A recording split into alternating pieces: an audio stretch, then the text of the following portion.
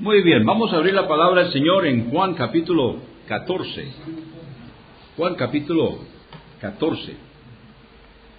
Biblias en alto, puestos de pie. Esta es mi Biblia, la bendita palabra de Dios. Me preparo a recibir y aplicar la predicación de la palabra de Dios, porque lámpara es a mis pies tu palabra y lumbrera a mi camino. En mi corazón he guardado tus dichos para no pecar contra ti. Declaro que mi mente está alerta, mis oídos atentos, mi boca cerrada y mi cuerpo sujeto. Después de hoy, mi vida jamás será igual. Lo proclamo en el nombre de Jesús. Amén. Bueno, hoy voy a predicar sobre el momento de pasar la antorcha, por decirlo así. Pasar la antorcha en el sentido de que Jesús estuvo sirviendo aquí durante 3 años y medio, pero el ministerio de nuestro Señor Jesucristo era temporal. Él vino para dedicarle su vida al Señor, vino para morir, y luego entonces ya Él se iba. De hecho, aquí en Juan capítulo 14, 13-14, Él está en los últimos momentos de su vida terrenal. Ese mismo día, esta es la noche en que Él fue entregado, y ese mismo día, a la usanza de los judíos, Él entonces estuvo muriendo en la cruz. En el Antiguo Testamento, los pecados no eran perdonados, sino que eran cubiertos, porque todavía no se ha pagado el precio de la redención. De hecho, cuando Moisés hizo el tabernáculo en el desierto, todo eso era para sangre animal, era para sangre que estaba señalando hacia Jesucristo. El Cordero de la Pascua, que celebraba la salida de Egipto, también estaba señalando hacia Jesucristo. Juan el Bautista dijo, señalando a Jesucristo: he aquí el Cordero de Dios, que quita el pecado del mundo. Entonces, el Cordero de la Pascua estaba señalando hacia Jesucristo. Cada vez que se celebraba la Pascua, estaba señalando hacia Jesucristo. De hecho, la noche en que Jesús fue entregado, Él celebró la Pascua con sus discípulos, y luego instituyó la Cena del Señor. Y Él dijo: mucho he deseado celebrar esta Pascua con vosotros, porque Él sabía que esa era la última Pascua. Porque ese día, a la usanza de los judíos, la tarde de ese mismo día, se iba a estar cumpliendo en el reino del Señor. Cuando Él estaba siendo sacrificado, cuando Él estaba muriendo en la cruz del Calvario como el Cordero de Dios. Aquí esta noche, Él está hablando con sus discípulos acerca de su partida y qué va a suceder. Y dice aquí, comenzando con el versículo 15, si me amáis, guardad mis mandamientos, y yo rogaré al Padre, y os dará otro Consolador, para que esté con vosotros para siempre. Entonces recordemos que Jesús estaba aquí por un tiempo. La estadía de Él era temporal. De hecho, en Juan 1:14 dice que Él estableció su morada temporal con nosotros. Y nosotros entonces podemos saber que Él iba a entregar su vida ese día. Su estadía era temporal, pero Él va a pedir al Padre y os dará otro Consolador para que esté con vosotros para siempre. El Espíritu de verdad, al cual el mundo no puede recibir, porque no lo ve ni lo conoce, pero vosotros lo conocéis porque mora con vosotros y estará en vosotros. Recuerden que en el Antiguo Testamento, y antes de cumplirse la muerte, sepultura y resurrección de nuestro Señor Jesucristo, que es el Evangelio, los pecados eran cubiertos. Todo esto estaba señalando hacia el momento que se iba a cumplir la muerte, sepultura y resurrección, que es el Evangelio. Pero hasta que se cumpliera, los pecados eran cubiertos. No se había pagado el precio de rescate. Todo estaba señalando hacia el momento del sacrificio de nuestro Señor. Pero mientras no se cumpliera, entonces Jesús le dice a sus discípulos: mora con vosotros. No podía estar en ellos porque todavía Él no había pagado el precio. Porque mora con vosotros, luego dice tiempo futuro, y estará en vosotros. Ahora, ¿cuándo? Unos pocos días después, vamos a ver eso en un momento. No os dejaré huérfanos, vendré a vosotros. Ahora, cuando Él dice vendré a vosotros, muchos interpretan que está hablando de su segunda venida. No, no está hablando de la segunda venida. Está hablando de la venida del Espíritu Santo. Cuando el Espíritu Santo viniera, entonces ya Él estaría en ellos. Todavía un poco y el mundo no me verá más, dice Jesús. pero vosotros me veréis, porque yo vivo, vosotros también viviréis. Ahora, estaba hablando, por supuesto, de su resurrección, pero más que nada estaba hablando de que el Espíritu Santo iba a estar en ellos y a través del Espíritu Santo iban a verlo a Él. En aquel día, vosotros conoceréis que yo estoy en mi Padre y vosotros en mí y yo en vosotros. ¿Cuándo? Cuando el Espíritu Santo viene a morar en ellos, que es el día de su resurrección. Ahora, pasemos un poco más adelante, aquí vamos al versículo 25. Os he dicho estas cosas estando con vosotros. Mas el Consolador, el Espíritu Santo, a quien el Padre enviará en mi nombre, Él os enseñará todas las cosas y os recordará todo lo que yo os he dicho. Muy bien, entonces vamos a ubicarnos aquí. Jesús no pudo enseñarle a sus discípulos todo. Les enseñó lo que podían retener, pero no pudo terminar toda la enseñanza. Ellos no lo podían asimilar. Él más bien les dio mucho, y muchas veces no lo entendían lo que Él les estaba diciendo. Pero el Espíritu Santo va a terminar la obra. Dice, Él os enseñará todas las cosas. Los apóstoles iban a recibir el resto de la revelación. Tenemos la revelación de Jesucristo durante su ministerio, la enseñanza que Él le dio a los discípulos, pero faltaba. Lo que faltaba de la enseñanza es lo que nosotros tenemos como la enseñanza de los apóstoles, donde el Espíritu Santo les reveló a los apóstoles lo que Jesús no pudo darles porque no estaban todavía en condiciones de recibir esa enseñanza. De hecho, hasta que Jesús pagara el precio de muerte, sepultura y resurrección, y el Espíritu Santo viniera a morar en ellos, y luego el Espíritu Santo viniera sobre la iglesia en el día de Pentecostés, es que ellos estarían en condiciones de poder entender, de poder asimilar todas estas cosas que el Señor tenía para darles. Por eso dice entonces en el versículo 26, el Espíritu Santo os enseñará todas las cosas. Luego dice, y os recordará todo lo que yo os he dicho. Los evangelios fueron escritos unos 30, 35 años después. A veces podemos olvidar las cosas. Algunos de nosotros olvidamos más que los demás, ¿verdad?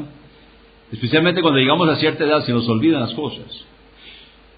Ellos iban a poder recordar e iban a poder transcribir las enseñanzas de Jesús como que hubieran ocurrido inmediatamente antes.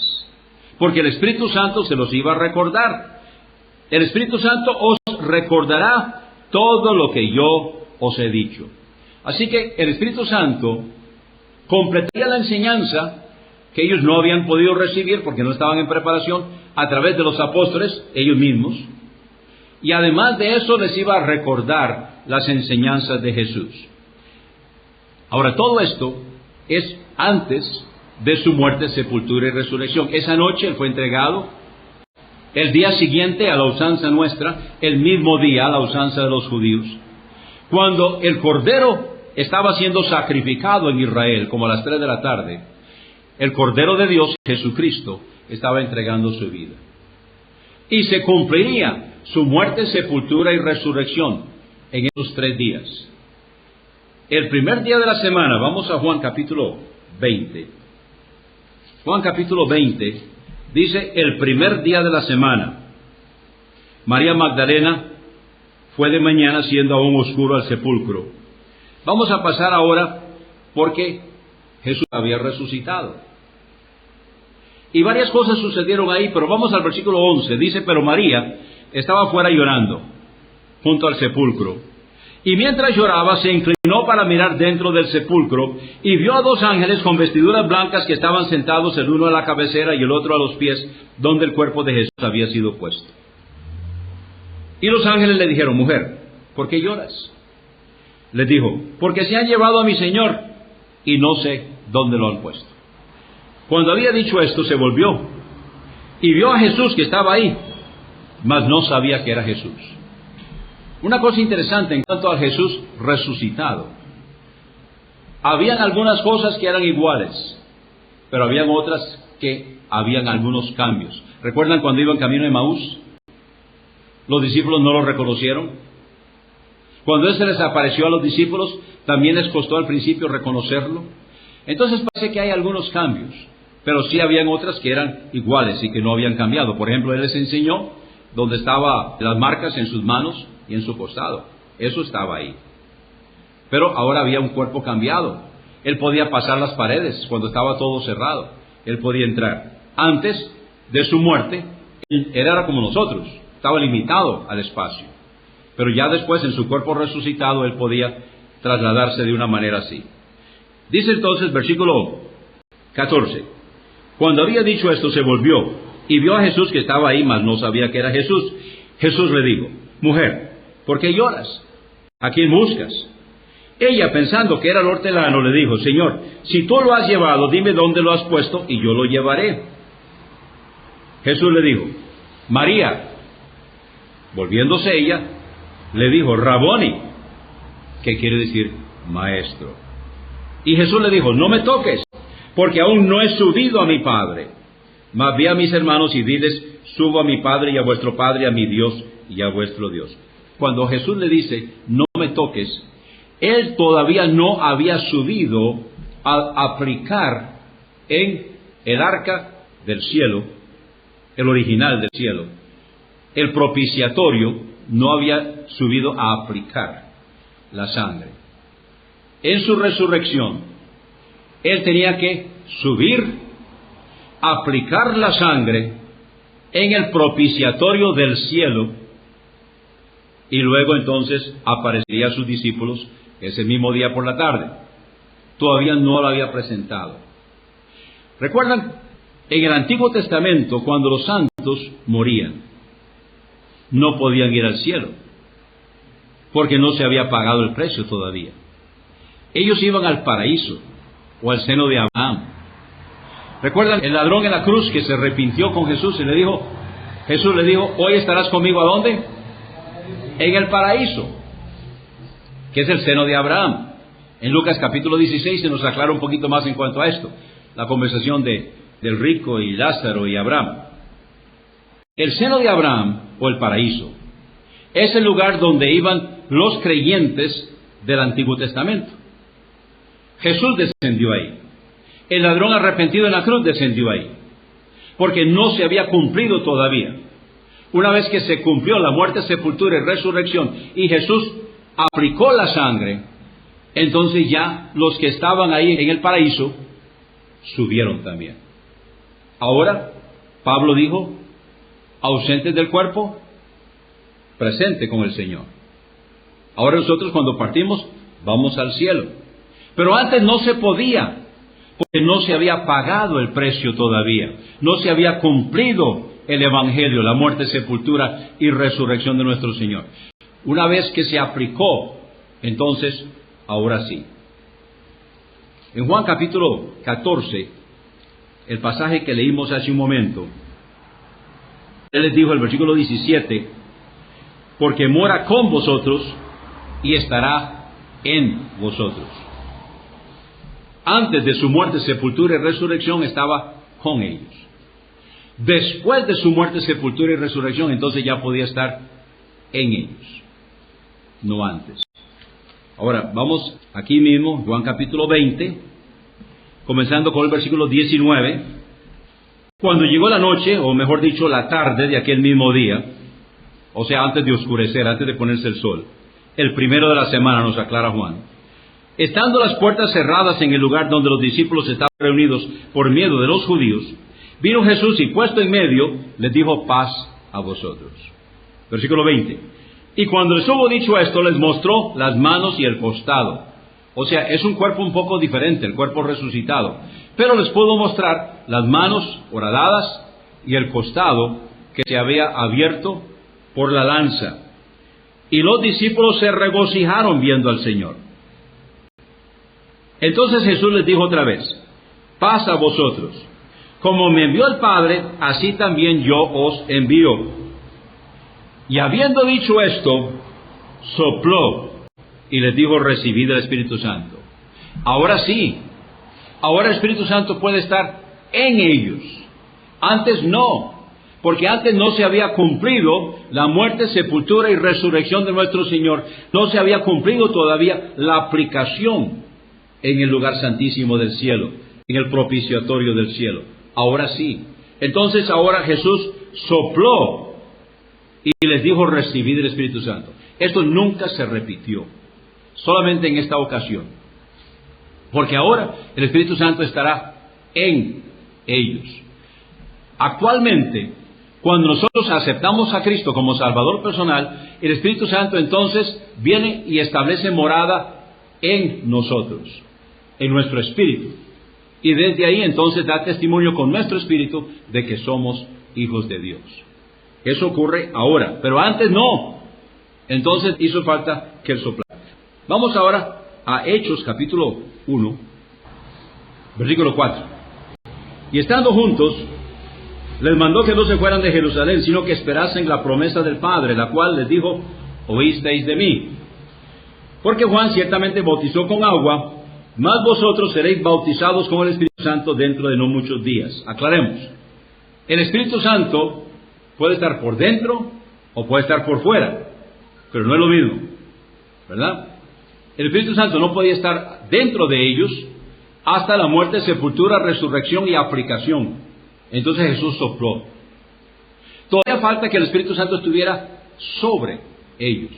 El bautismo del Espíritu Santo, que fue en el día de Pentecostés.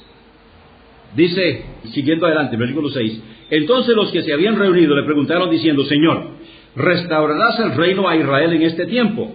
Y les dijo: no os toca a vosotros saber los tiempos o las sazones que el Padre puso en su sola potestad. Pero recibiréis poder cuando haya venido sobre vosotros el Espíritu Santo. Estaba en ellos, hacía falta que el Espíritu Santo estuviera sobre la iglesia. La palabra que se traduce aquí poder, en Hechos 1:8, en el griego es la palabra dinamis. ¿Se les parece alguna palabra en español? Dinamita. Es poder explosivo. Hay dos palabras que se traducen poder: exousia, que significa autoridad, que es la que se usa en la Gran Comisión, en Mateo 28, 18 al 20, y poder explosivo, el Espíritu Santo sobre la iglesia para testificar. Versículo 8: pero recibiréis poder cuando haya venido sobre vosotros el Espíritu Santo, y me seréis testigos.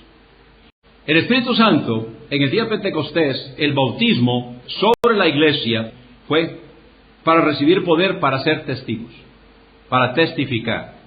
En Mateo 28, 18 al 20 les dio la comisión. Ya habían recibido la comisión, ahora necesitaban el poder.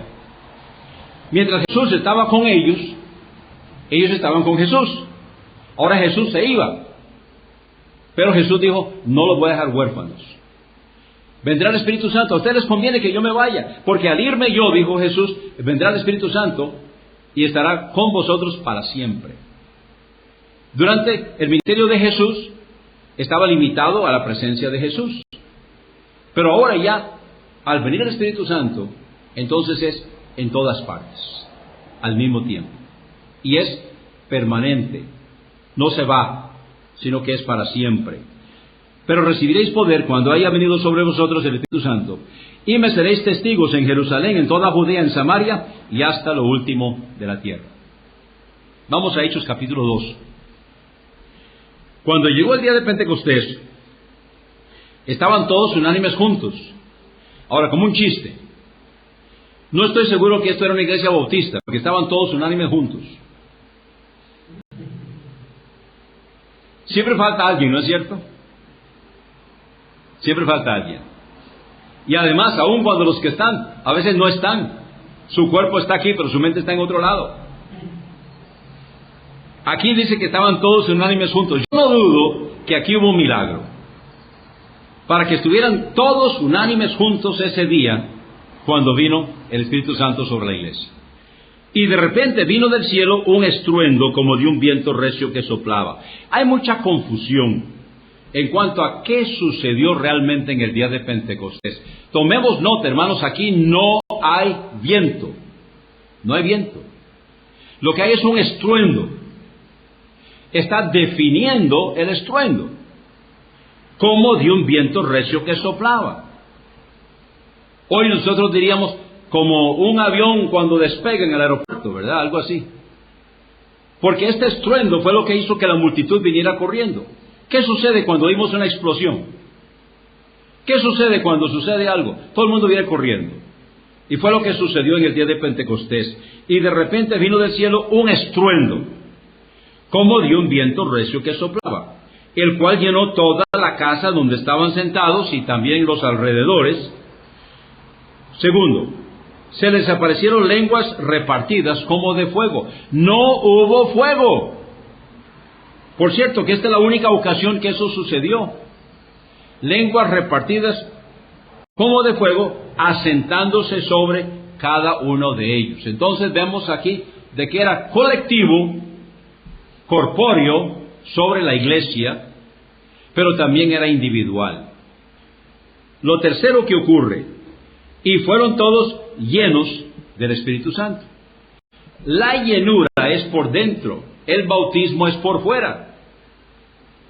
¿Qué pasaría si cuando bautizamos a una persona en agua, lo llenamos de agua? No sobrevive, ¿verdad? El bautismo es por fuera, la llenura es por dentro.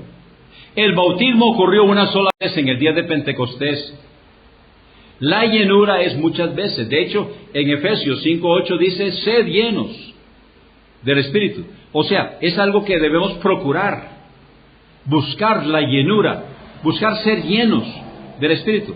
Llenura es control, donde estamos permitiendo que el Señor nos controle, que el Espíritu Santo tome control de nuestra vida, cada una de las áreas de nuestra vida. Ese día entonces, lo tercero que ocurrió en el día de Pentecostés es que todos fueron llenos del Espíritu Santo. Lo cuarto que ocurrió es y comenzaron a hablar en otras lenguas, según el Espíritu les daba que hablasen.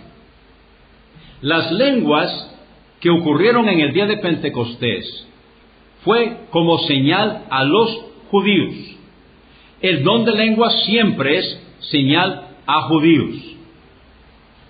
Notemos cuáles eran las lenguas. Comienza en el versículo 5 a describir las lenguas. Moraban entonces en Jerusalén judíos, varones piadosos de todas las naciones bajo el cielo. O sea, eran judíos griegos, eran judíos romanos, eran judíos rusos, eran judíos polacos, eran judíos, pero eran judíos. Habían nacido en diferentes naciones y su lengua materna era otra, pero eran judíos. El día de Pentecostés se hablaron idiomas, lenguas, no una jeringonza que nadie entiende. Aquí está la lista de los idiomas, bueno, las regiones donde se hablaban esos idiomas.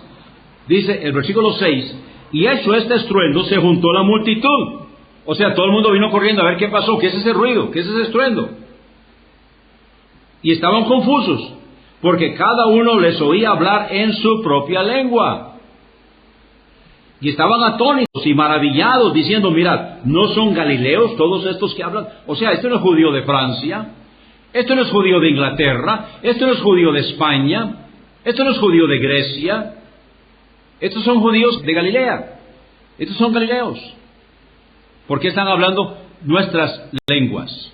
Las lenguas maternas nuestras. ¿Cómo pues les oímos nosotros hablar cada una en nuestra lengua, en la que hemos nacido, lengua materna? Y aquí está la lista. Hay unos 15 idiomas, o 15 regiones. Partos, medos, elamitas, los que habitamos en Mesopotamia, en Judea, en Capadocia, en el Ponto y en Asia, en Frigia y Panfilia, en Egipto y en las regiones de África más allá de Cirene, y romanos aquí residentes, tanto judíos como prosélitos, cretenses y árabes. Los oímos hablar en nuestras lenguas las maravillas de Dios. Hay 15 regiones mencionadas aquí. Posiblemente son más los idiomas, porque tal vez en algunas de estas regiones se hablaba más de un idioma. Son idiomas. Las lenguas son idiomas. Las lenguas bíblicas son idiomas. No es una jeringonza que nadie entiende. Son idiomas. El don de lenguas del Nuevo Testamento es poder hablar una lengua, un idioma, sin haberlo estudiado. O sea, si una persona tiene el don de lenguas y Dios lo llama a ir de misionero en otra parte, entonces Dios le va a permitir que hable ese idioma sin tener que ir a una escuela para aprenderlo, si existiera hoy el don de lenguas. O sea, una persona, Dios lo llama China, va a hablar chino. Un gringo viene a Costa Rica, no tiene que estudiar español, Dios le va a dar español, si existiera el don de lenguas. El don de lenguas no existe hoy. Las personas que dicen que tienen el don de lenguas tienen que ir a la escuela de español a aprender español. Versículo 12. Y estaban todos atónitos y perplejos, diciéndose unos a otros, ¿qué quiere decir esto? Mas otros, burlándose, decían, están llenos de mosto, o sea, están borrachos. Entonces Pedro, tomen nota, este es Pedro que hablaba cuando debía estar callado en el ministerio de Jesús. Este es Pedro que negó a Jesús 3 veces. Pero este es el Pedro después. El Pedro después de la muerte, sepultura y resurrección de nuestro Señor. El Pedro después que Jesús sopló y les dijo recibir el Espíritu Santo. Este es el Pedro de ahora, no es el de antes. Entonces Pedro, poniéndose en pie con los 11, alzó la voz y les habló diciendo, varones judíos, y todos los que habitáis en Jerusalén, esto os sea notorio, y oíd mis palabras, porque estos no están ebrios, como vosotros suponéis, puesto que es la hora tercera del día, o sea, eran las 9 de la mañana. Mas esto es lo dicho por el profeta Joel, y comienza a predicar, aplicando las profecías del Antiguo Testamento a lo que estaba sucediendo delante de ellos. Un gran sermón. Vamos a pasar al versículo 29. Varones hermanos, se os puede decir libremente del patriarca David, que murió y fue sepultado, y su sepulcro está con nosotros hasta el día de hoy. Pero siendo profeta y sabiendo que con juramento Dios le había jurado que de su descendencia en cuanto a la carne levantaría al Cristo para que se sentase en su trono, viéndolo antes habló de la resurrección de Cristo, que su alma no fue dejada en el Hades, ni su carne vio corrupción. A este Jesús resucitó Dios, de lo cual todos nosotros somos testigos. Así que, exaltado por la diestra de Dios y habiendo recibido del Padre la promesa del Espíritu Santo, ha derramado esto que vosotros veis y oís. Porque David no subió a los cielos. Recuerden, David no subió a los cielos. Él estaba en el paraíso. Pero él mismo dice, dijo el Señor a mi Señor, siéntate en mi diestra hasta que ponga a tus enemigos por estrado de tus pies. O sea, está hablando de Jesús. Sepa pues ciertísimamente toda la casa de Israel que a este Jesús a quien vosotros crucificasteis, Dios lo ha hecho Señor y Cristo. Ahora, ¿qué van a hacer con eso? El Espíritu Santo estaba trabajando. Los estaba redarguyendo de pecado, de justicia y de juicio. Y cuando ellos escucharon esto, aunque los están acusando de ser asesinos, aunque los están acusando de que fueron ellos los que crucificaron a Jesús, dice el versículo 37, al oír esto, se compungieron de corazón. Y dijeron a Pedro y a los otros apóstoles, varones hermanos, ¿qué haremos? ¿Cómo respondemos a esto? ¿Y ahora qué hacemos? Y Pedro les dijo, arrepentíos. Tomen nota que arrepentidos está en el plural. Todo el mundo se debe arrepentir. Arrepentíos. Y luego dice, y bautícese cada uno de vosotros en el nombre de Jesucristo para perdón de los pecados. Eso está en el singular. Todo el mundo se debe arrepentir, pero solamente se deben bautizar los que de veras se arrepienten. Es por eso que arrepentidos está en el plural y bautícese está en el singular. Y recibiréis el don del Espíritu Santo. Y dice la Biblia que como 3,000 se arrepintieron ese día y fueron bautizados. Este es el mensaje de cuando se pasó la antorcha. Jesús, durante su ministerio, está con ellos. Cuando Él se va, le pide al Padre que envíe el Espíritu Santo. El Espíritu Santo está sobre ellos, sobre nosotros. Actualmente, cuando una iglesia del Nuevo Testamento, o sea, una iglesia que es descendiente de la iglesia que Jesús estableció, bautiza en el nombre del Padre, del Hijo y del Espíritu Santo, es igual que si estuviera siendo bautizado por el Padre, el Hijo y el Espíritu Santo, porque hay autoridad. Esa sucesión bautismal que viene desde Juan el Bautista y Jesucristo y ha pasado a través de todas estas edades hasta nosotros, se lleva a cabo cuando el bautismo se lleva a cabo por autoridad de una iglesia novotestamentaria. ¿Cómo podemos saber esa sucesión? Porque hay dos promesas. Está la promesa de Mateo 16:18, las puertas del Hades no prevalecerán contra ella. Mateo 28:20, y aquí estoy con vosotros todos los días hasta el fin del mundo. Por esas dos promesas, sabemos de que Dios ha preservado a su iglesia, hasta nosotros. Podemos verlo en la Gran Comisión. ¿Cómo identificamos una iglesia del Señor? Tomen nota. Está haciendo discípulos, está bautizándolos por la autoridad correcta, que es el bautismo que traemos desde Jesucristo y no reconoce ningún otro bautismo, y está enseñándoles la sana doctrina. Y además de esto cree en la perpetuidad de la iglesia. ¿Qué es lo que enseñamos? Estas cuatro cosas las encontramos en Mateo 28:18 al 20. La autoridad de Jesús, el hacer discípulos, bautizarlos correctamente, la autoridad correcta y la sucesión eclesiástica. Así es como identificamos una iglesia del Señor hoy. Nosotros tenemos esta enseñanza. ¿Qué hacemos con ella? A veces los bautistas somos culpables, hermanos, de guardar la sana doctrina como que fuera un secreto de Estado. No es para guardarla, es para compartirla.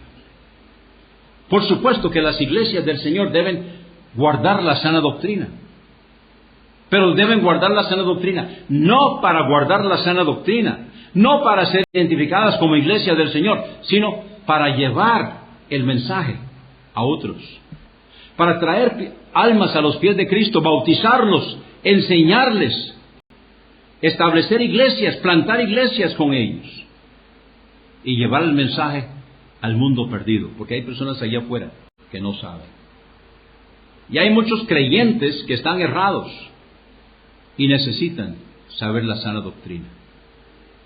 Y nosotros somos los que podemos hacerlo, por nuestro estilo de vida y enseñándoles a otros. Amén. Puesto de pie. Gracias, Señor, por tu palabra. Gracias, Señor, porque nosotros tenemos hoy lo que tú nos dejaste en tu palabra. Tenemos el ministerio personal de nuestro Señor Jesucristo, y luego le pasó la antorcha al Espíritu Santo, para que cuando Él se iba, el Espíritu Santo vendría. El ministerio personal de nuestro Señor Jesucristo fue durante un tiempo. Él cumplió su ministerio, se fue, está ahora sentado a la diestra del Padre, pero vino el Espíritu Santo. Y el Espíritu Santo es el que está con nosotros ahora y nos da poder. Poder para hacer discípulos, poder para llevar el mensaje, poder para vivir y poder para testificar. Ayúdanos, Señor, a usar el poder que tú nos has dado para tu honra y para tu gloria, y que podamos compartir, llevar el mensaje a un mundo perdido para tu honra y para tu gloria. En el nombre de Jesús.